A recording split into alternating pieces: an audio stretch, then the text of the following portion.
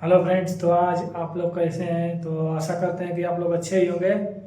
तो आज रेलवे पटना ने आईटीआई वालों को अप्रेंटिस के लिए बहुत बड़ी आज भर्ती निकाली है। तो जो भी यूपी बिहार के हमारे बंदे हैं, बाकी अन्य राज्य के, वो सब पटना में जाके आराम से अपना अप्रेंटिसशिप कर सकते हैं। तो आज उसी के बारे में बात करेंगे और चलिए चर्चा करते हैं। वीडियो को लाइक करिएगा, सब्सक्राइब जरूर करिएगा, ठीक है। चलिए बात करते हैं। तो यह है रेलवे और सीसीआर पटना ट्रेड अप्रेंटिस की जो है जो ऑनलाइन फॉर्म आया है। पटना में आप लोगों को अप्रेंटिसशिप करना पड़ेगा, जो भी आईटीआई वाले बंदे हैं। ऑनलाइन डेट आज की है, यानी 26 सितंबर को चालू हो रहा है और 25 अक्टूबर को ख़त्म हो जाएगा, ठीक है।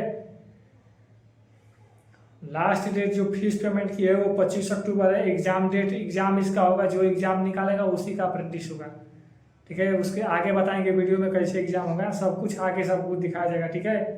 और जो फार्म भरने का जो पैसा लगेगा वो कितना है, तो वो है आपका 100 रुपये, ठीक है।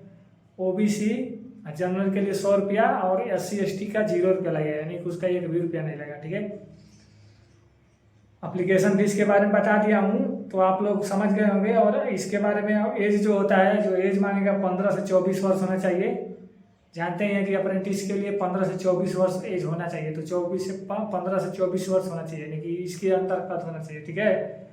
उसके बाद हम बात करते हैं कि एग्जाम के लिए आपका क्या क्वालिफिकेशन होना चाहिए। तो 10वीं पास होना चाहिए 50% अंकों के साथ, और ITI भी कंप्लीट होना चाहिए आपका, ठीक है।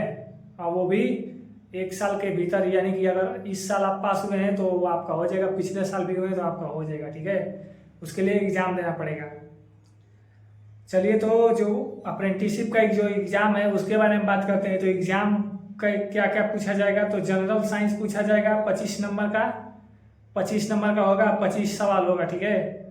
मैथ 25 पूछा जाएगा और जनरल इंटेलिजेंस रीजनिंग 30 प्रश्न पूछा जाएगा। General awareness current affair 20 number का पूछा जाएगा। तो टोटल आपका 25 25 30 50 100 हो रहा है, ठीक है। 100 नंबर का प्रश्न रहेगा, 100 प्रश्न रहेगा।